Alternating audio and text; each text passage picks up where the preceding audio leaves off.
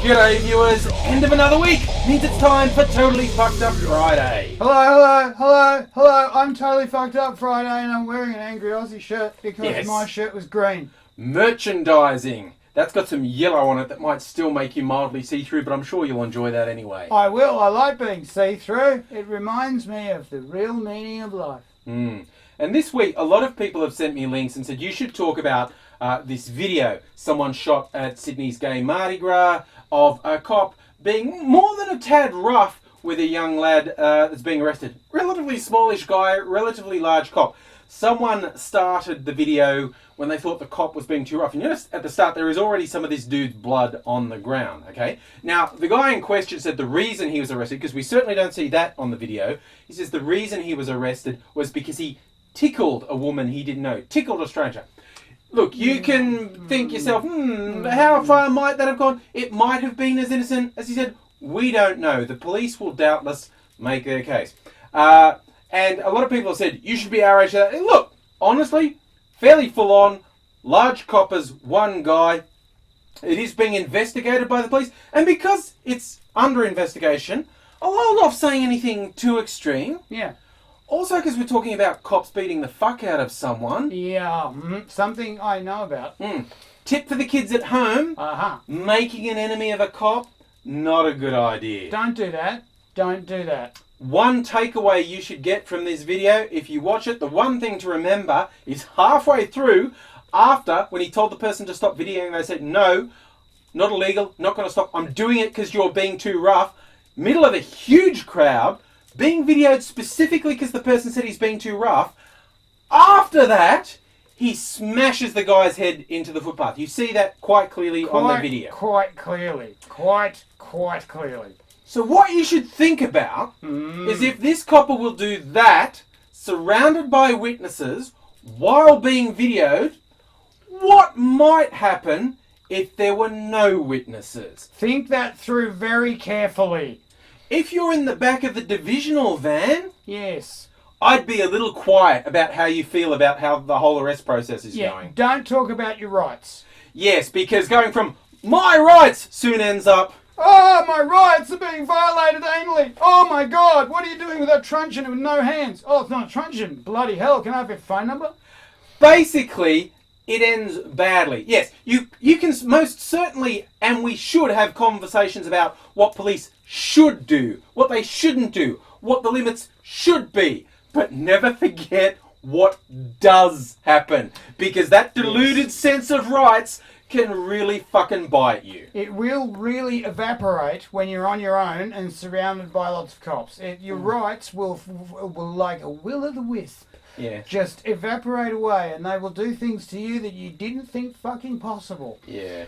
And look, on the bigger scale, a lot of people think the US's policy of using drone strikes to kill people they don't like is a little bit of violation of rights, because with the no court proceedings, and a few people got particularly toey when US citizens were killed overseas.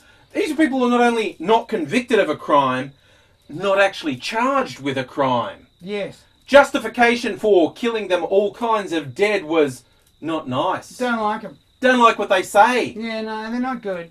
And it's, it's a time saver. Yeah. That whole thing about, it potentially being illegal to execute people. Oh, without trial. Just, don't get weird about it. Yeah, because that's when your whole rights thing comes back into it. Yeah. And I mean, I'm not going to get hit by a drone because I've got right.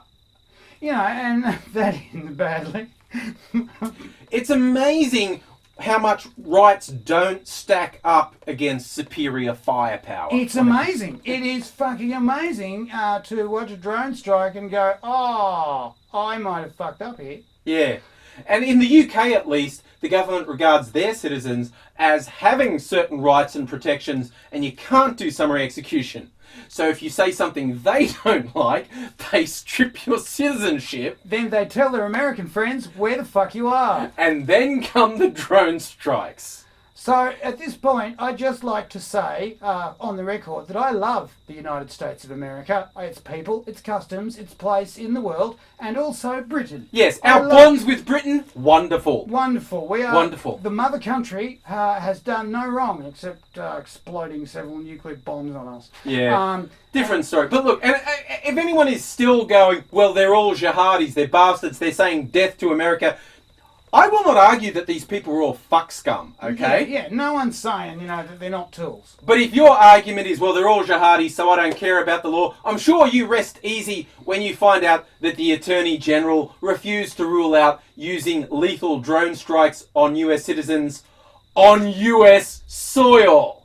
He refused to, like, if there was another really big thing... like Whoops-a-daisy. Because there's never any mistakes. No. There's never any collateral damage. Hell no. Every drone strike, every day has... Oh. Yeah, nothing could possibly go wrong. But also, big ups to Rand Paul, who did a 13-hour filibuster. Which is good going. Yeah, he actually, apparently his bladder gave out and he had to leave the floor. And that was to... stand in the way of the nomination of the Obama administration's nominee to head the CIA, saying because that guy endorsed lethal drone strikes, and Rand Paul, as a libertarian, said no. Now, Rand Paul's an interesting guy because he's a libertarian in the Republican Party, and he has definitely stood on his principles before. In fact, told his own party to essentially go fuck themselves. He's also completely sold out his principles when it suits him, because he's a politician. That's crazy talk. I know. That's crazy talk. So you can be the judge. Obstructing the Obama administration, was it because of a deeply held principle which he would continue to uphold when there's a Republican president who is never going to repeal this policy and will probably step it up a notch? Would Rand Paul do a filibuster against his own party? Bullshit. Or was it, is he that deeply principled, or was it just to, sort of embarrass the Obama administration? But at least he did it. So it's in the newspapers. There's a guy saying, the reason I'm standing here for 13 hours is because the US government is just going, fuck yeah, we'll kill US citizens. Trials be buggered.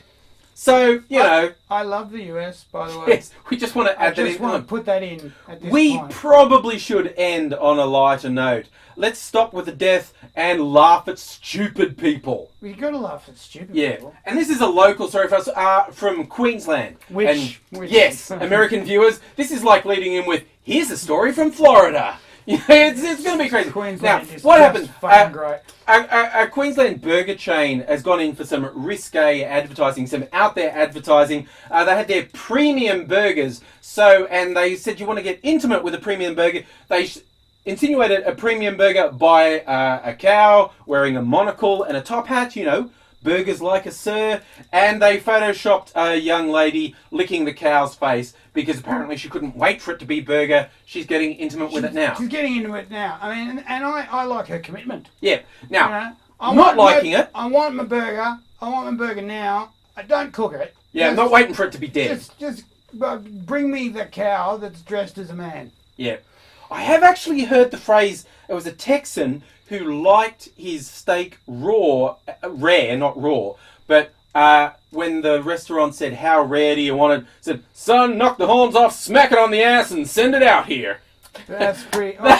pretty rare. I used to work in a steakhouse, and we used to make a steak called a blue steak. Yes, blue steak is the ultra rare. And what it is ultra rare. Basically, what you do is you sear both sides of it. You just basically like this. You're just warming it through, and then you send it out. And I've had them come back because they cooked too much on the scissor plate. Yeah. And the scissor plate's a hot cast iron plate, right? A blue steak is hardly dead, it's essentially. Basically it's still talking to you. Yeah. Yeah, a good paramedic could revive it. Pretty much. We're saying. But bloody hell, man. Blue steak eaters, you watch them because, they might... They're probably vampires. Probably vampires. Werewolves. Something. They like blood is what we're saying. Yeah, right. So, okay. So some people like it. She's licking a cow. Australian Christian lobby not liking it, saying that's too sexual, and took it to the Advertising Standards Council and said that's wrong. And the Advertising Standards Council went, "Fuck off! The fuck is wrong with you? What are you doing? What? And they said, oh, it's sexual. It's like it's a freaking photoshopped image of a cow, you tool. And they also, the ACL also wanted to complain about apparently one of the other campaigns. The burger chain did a mail out, which for some reason included a condom, and they wanted to complain about that. And the advertising board said to the person complaining, "Did you get a condom?" Oh no, I heard about it.